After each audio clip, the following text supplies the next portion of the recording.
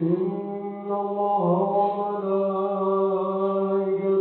يصلون على النبي يا أيها الذين آمنوا صلوا عليه وسلموا تسليما.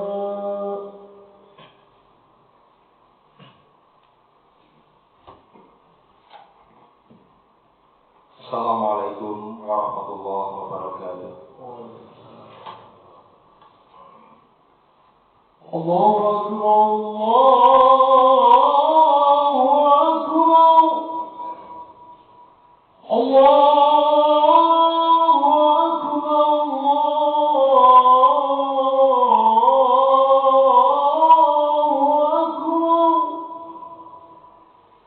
أشهد أن لا إله إلا الله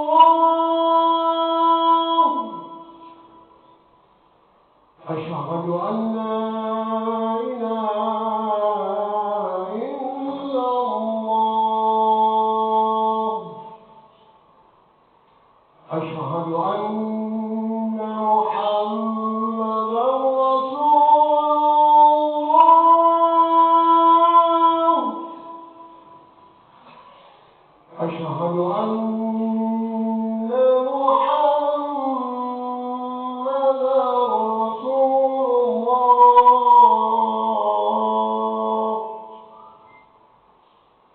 حي على الصلاة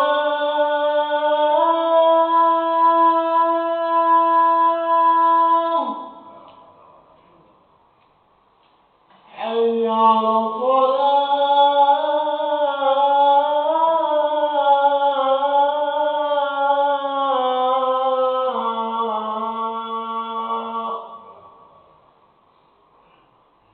حي على الفلاح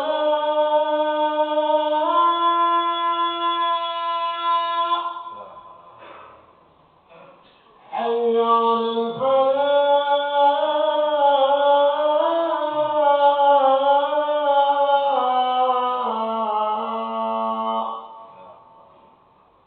الله أكبر الله أكبر لا إله إلا الله.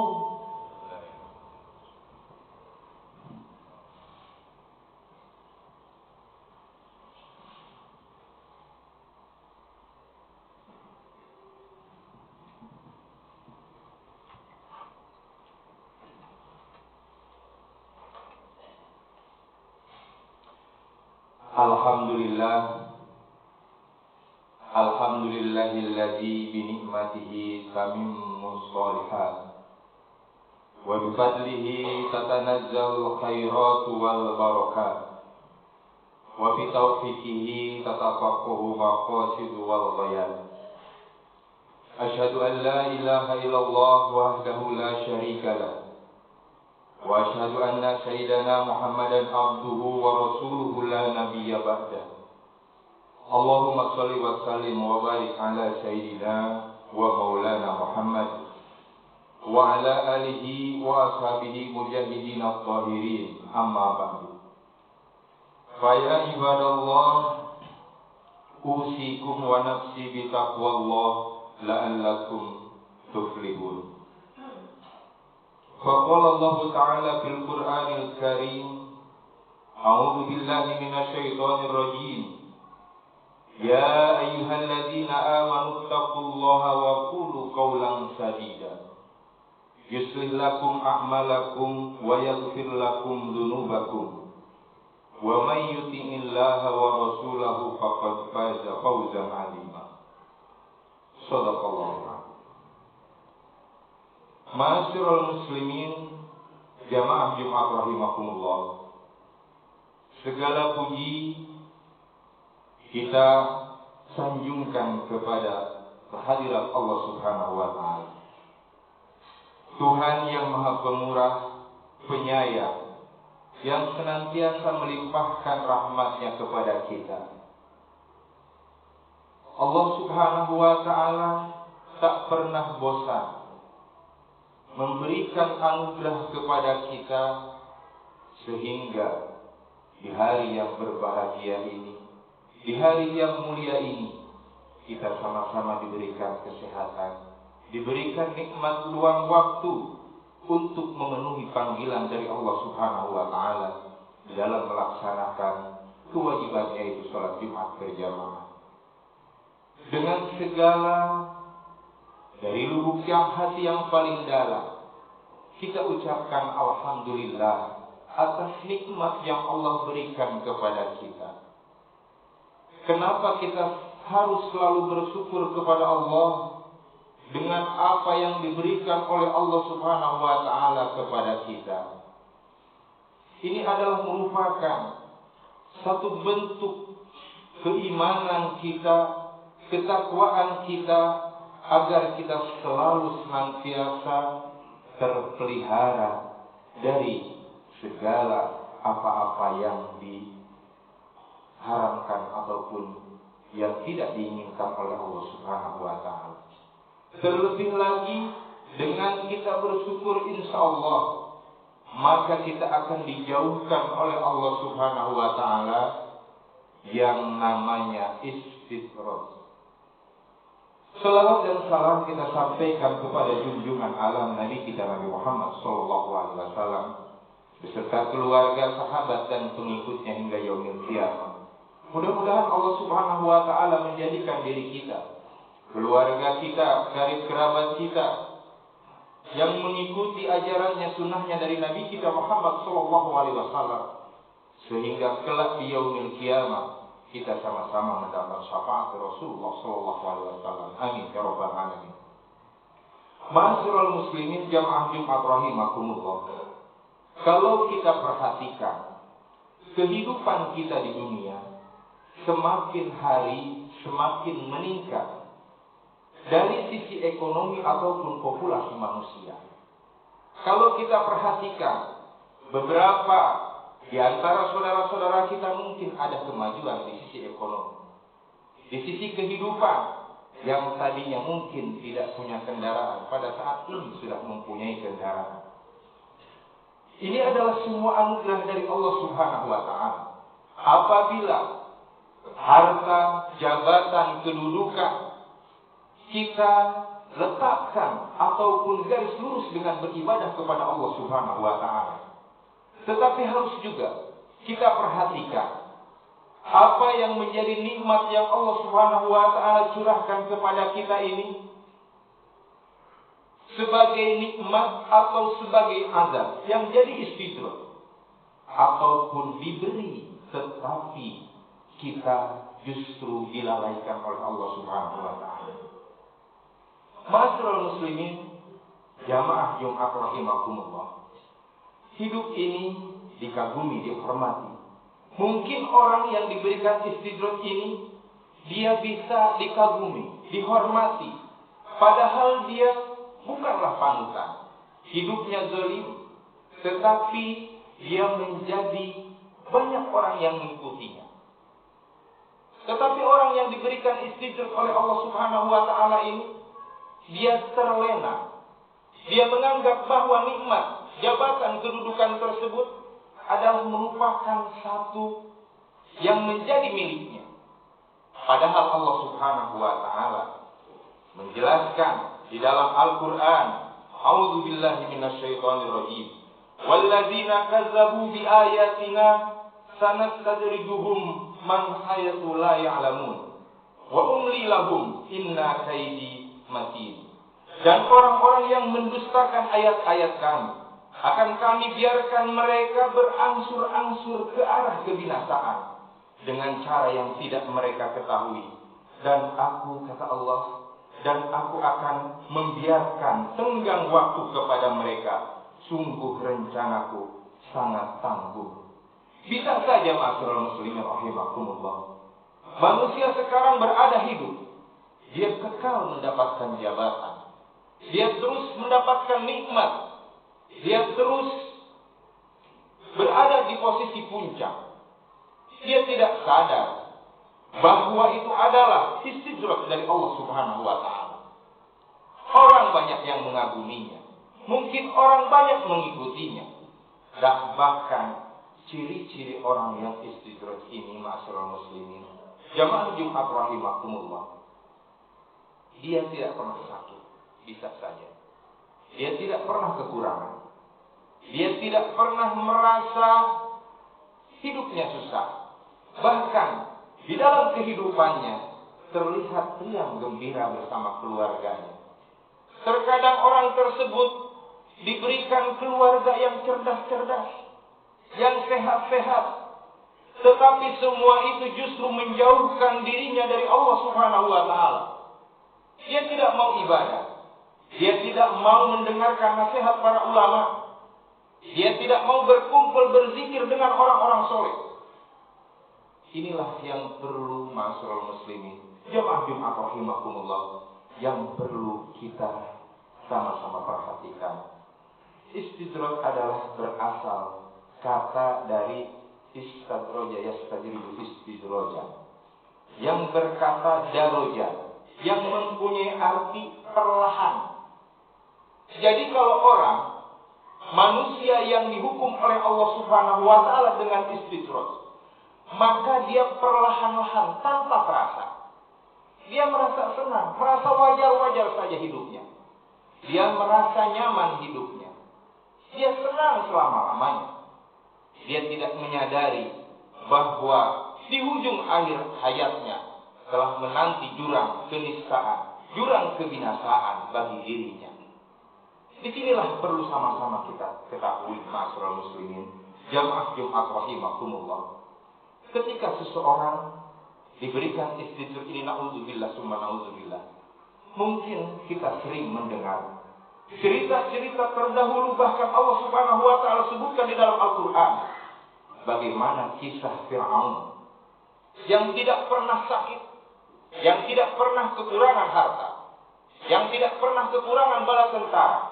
Selama hidupnya ia berada di posisi tertinggi, dikelilingi oleh orang-orang yang sangat luar biasa, sehingga di puncak kedurhakaannya kepada Allah Subhanahu wa taala, walaupun senang selama hidupnya, walaupun dia merasa begitu mewah megah jabatan di tangannya, tetapi di akhir hidupnya sangat-sangat mengenaskan, mati tenggelam ketika mengejar Nabi Musa alaihissalatu wassalam beserta bala tentaranya. Fir'aun yang begitu luar biasa, perkasa, sangat kuat, bahkan tidak pernah sakit, mati tenggelam di lautan. Yang kedua, kita kenal bagaimana sejarah Qarun. Qarun ini yang tadinya orang miskin, dia rajin taat beribadah kepada Allah Subhanahu wa taala. Dia datang kepada Nabi Musa. Kemudian Nabi Musa mengajarkan bagaimana mencari rezeki berekonomi.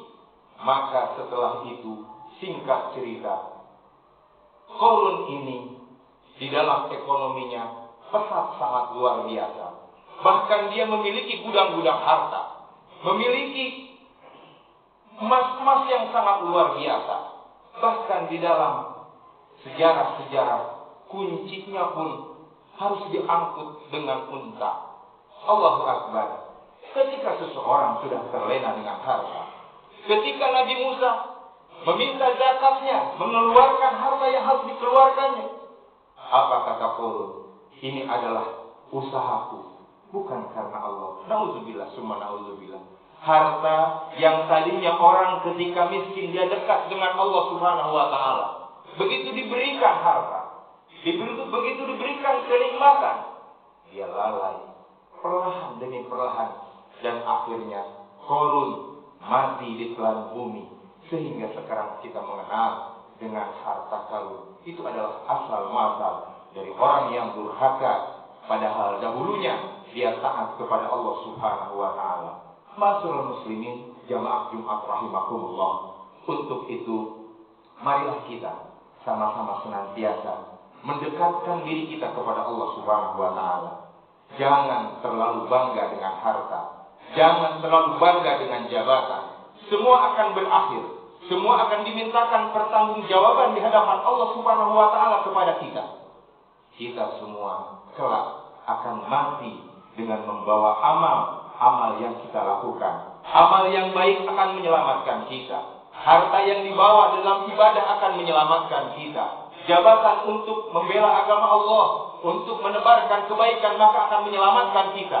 Jabatan yang menzolimi orang justru akan menjerumuskan seseorang pelakunya, justru akan menjauhkan dari Allah Subhanahu wa taala. Mudah-mudahan dengan Allah Subhanahu wa taala mencurahkan rahmatnya kepada kita berupa harta, marilah kita gunakan di jalan Allah. Kesehatan, marilah kita syukuri dengan mendatangi masjid, menduduki taklim, belajar kepada agamanya Allah Subhanahu wa taala. Diberikan kesehatan, mari kita sama-sama tebarkan kebaikan. Ketika kita diuji dengan sakit dan musibah, marilah kita senantiasa bersabar dan selalu memohon kepada Allah Subhanahu wa taala agar kita semua, insyaallah kita memohon agar diampuni seluruh dosa dan kesalahan kita, dijadikan keluarga kita keluarga yang sakinah, mawaddah warahmah, selalu berada di dalam bimbingan Allah Subhanahu wa taala. Amin ya rabbal alamin. Barakallahu li wa lakum fil Qur'anil azim wa nafa'ani wa iyyakum bima fihi minal ayati wa dzikril hakim. Taqabbal minni wa minkum taqabbal ya karim, innahu huwal ghafurur rahim. Allahumma barik ala sayyidina wa nabiyyina wa maulana Muhammad wa ala alihi wa sahbihi ajma'in walhamdulillahi rabbil alamin.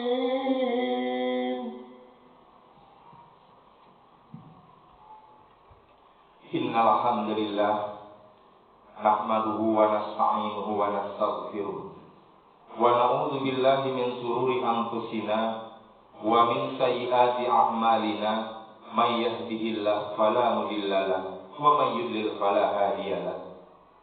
Asyhadu an la ilaha illallah wahdahu la syarika lahu wa asyhadu anna sayyidana Muhammadan abduhu wa rasuluhu la nabiyya ba'dahu. Allahumma shalli wa sallim ala sayyidina wa maulana Muhammad wa ala alihi wa ashabihi ajma'in. Fa ya ibadallah ittaqullaha haqqa tuqatih wa la tamutunna wa antum muslimun. Fa qala Allah ta'ala fil Qur'anil Karim, a'udzu billahi minasy syaithanir rajim. Ya ayyuhalladzina amanu taqullaha wal tanzur nafsum ma qaddamat lighad. Wattaqullah innallaha khabirum bima ta'malun. Ya ayyuhalladzina amanu idza nudiya lis-salati min yaumil jumu'ah fas'au ila dzikrillahi wa dzarul bai'a. Dzalikum khairul lakum in kuntum ta'lamun. Fa ya ibadallah usikum wa nafsi bi taqwallah wa ta'atihi la'allakum tuflihun. Faqala Allah Ta'ala fil Qur'anil Karim, a'udzu billahi minasy syaithanir rajim. Bismillahirrahmanirrahim. Wa 'asri innal insana lafi khusrin illa alladziina aamanu wa 'amilus solihati wa tawassaw bil haqqi wa tawassaw bis sabr. Allahumma shalli 'ala sayyidina Muhammad wa 'ala ali sayyidina Muhammad kama shallaita 'ala sayyidina Ibrahim wa 'ala ali sayyidina Ibrahim wa barik 'ala sayyidina Muhammad wa 'ala ali sayyidina Muhammad kama barakta 'ala sayyidina Ibrahim wa 'ala ali sayyidina Ibrahim fil 'alamin innaka Hamidum Majid. Allahumma ighfir lil muslimina wal muslimat wal mu'minina wal mu'minat al ahya'i minhum wal amwat. Allahumma hadza jam'an marhuma wa tafarruqana min ba'dihi tafarruqan ma'suma. Rabbana zalamna anfusana wa illam taghfir lana wa tarhamna lanakunanna minal khasirin. Allahumma ighfir lana dzunubana wa liwalidina warhamhum kama rabbawna shighara wa li jami'il mu'minina wal mu'minat wal muslimina wal muslimat al ahya'i minhum wal amwat. Allahumma izzil islam wal muslimin wa adhill syirka wal musyrikin wa dammir a'da'ad-din. Allahumma ansuril islam wal muslimina fi Indonesia. Allahumma ansuril islam wal muslimina wal mustad'afina fi Filistin. Allahumma ansuril islam wal muslimina wal mustad'afina wal mujahidina fi Filistin. Rabbana atina fid dunya hasanah wa fil akhirati hasanah wa qina adzabannar. Ibadallah, innallaha ya'muru bil 'adli wal ihsan wa ita'i dzil qurba wa yanha 'anil fahsya'i wal munkar wa la dzikrullahi akbar wallahu ya'lamu ma tasna'un. Aqimis shalah. الله أكبر الله أكبر أشهد أن لا إله إلا الله أشهد أن محمدا رسول الله حي على الصلاة حي على الفلاح قد قامت الصلاة قد قامت الصلاة الله أكبر لا إله إلا الله لا إله إلا الله استووا واعتدلوا سووا صلاتكم بين تسلية الصفوف من تمام الصلاة ورسمة الصلاة جامعة رحمكم الله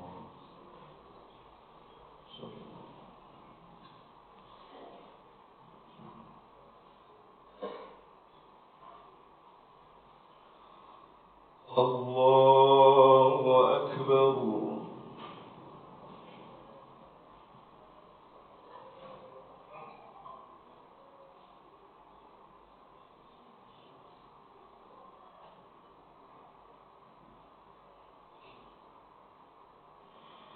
بسم الله الرحمن الرحيم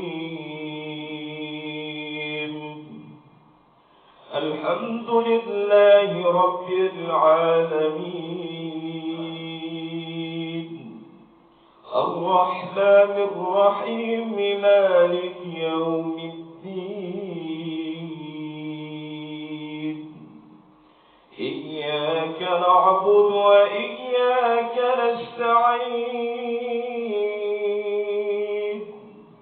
اهدنا الصراط المستقيم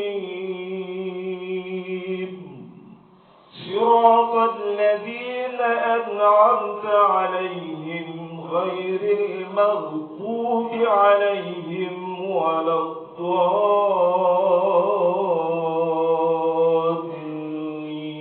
الضالين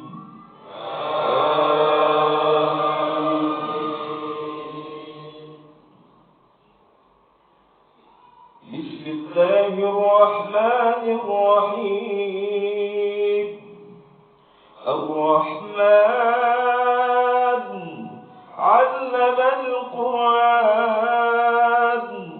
خلق الإنسان علمه البيان الشمس والقمر بحسبان والنجم والشجر يسجدان والسماء رفعها ووضع الميزان ألا تطغوا في الميزان وأقيموا الوزن بالقسط ولا تخسروا الميزان والأرض وضعها للأنام فيها فاكهة والنخل ذات الأكمام والحب ذو العصف والريحان فبأي آلاء ربكما تكذبان الله أكبر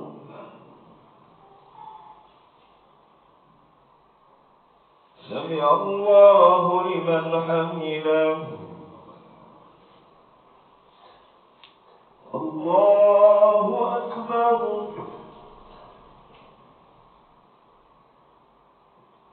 الله أكبر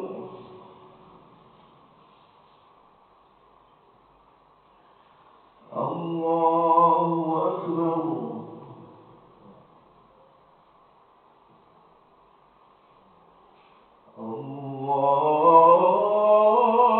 الله أكبر بسم الله الرحمن الرحيم الحمد لله رب العالمين الرحمن الرحيم مالك يوم الدين إياك نعبد وإياك نستعين اهدنا الصراط المستقيم صراط الذين أنعمت عليهم غير المغضوب عليهم ولا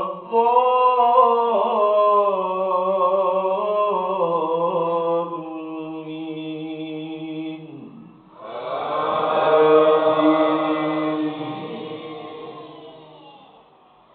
خلق الإنسان من صلصال كالفخار وخلق الجان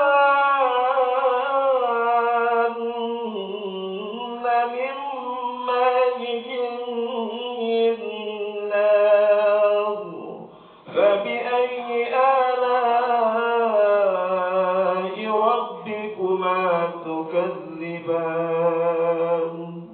رب المشرقين ورب المغربين فبأي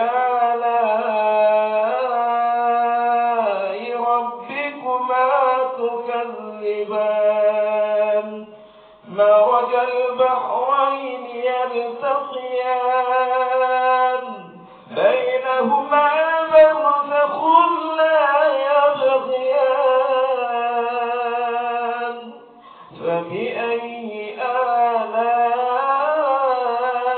آلاء ربكما تكذبان يخرج منهما اللؤلؤ والمرجان فبأي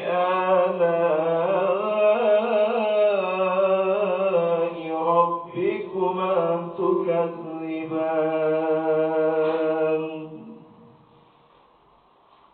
الله أكبر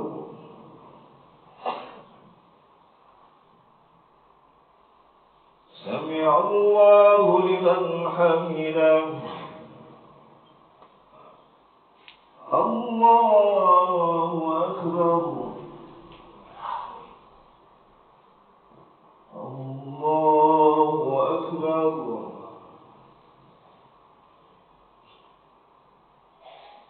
الله أكبر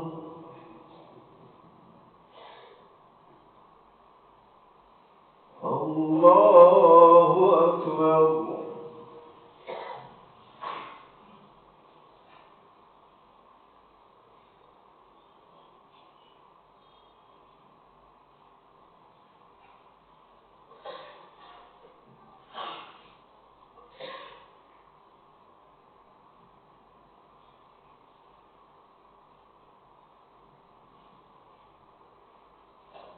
السلام عليكم ورحمة الله السلام عليكم ورحمة الله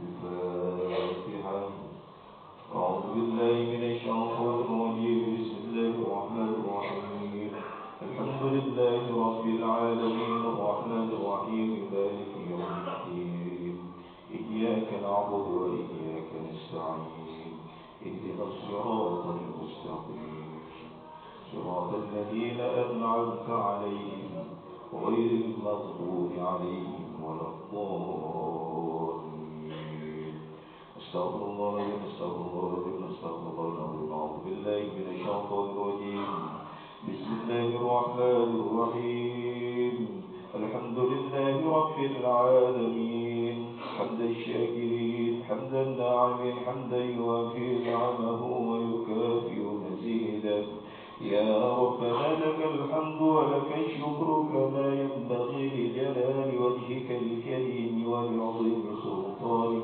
اللهم صل على سيدنا محمد وعلى آل سيدنا محمد اللهم أشهد بأنك أنت الأحد الصمد الذي لم يلد ولم يولد ولم يكن له كفوا أحد اللهم إنا نسألك أن تغفر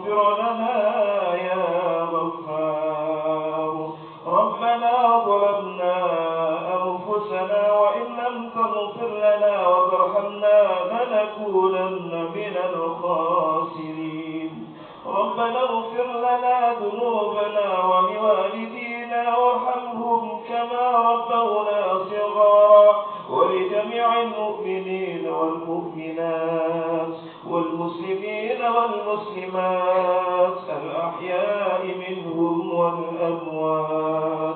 اللهم إنا نسألك إيمانا كاملا ويقينا صادقا وقلبا خاشعا ولسانا ذاكرا وعلما نافعا ورزقا واسعا حلالا طيبا مباركا وعملا متقبلا.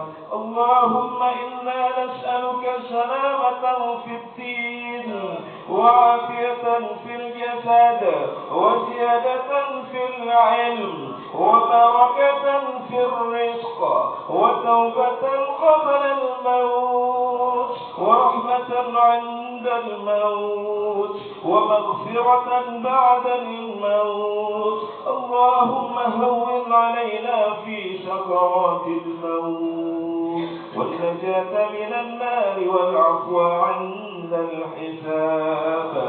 اللهم أعز الإسلام والمسلمين وذل الشرك والمشركين ودمر أعداء الدين. اللهم انصر الإسلام والمسلمين والمجاهدين في فلسطين وفي كل مكان.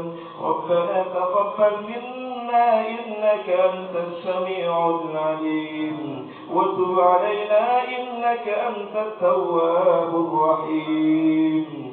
ربنا آتنا في الدنيا حسنة وفي الآخرة حسنة وقنا عذاب النار. وصلى الله على سيدنا محمد وعلى آله وصحبه أجمعين.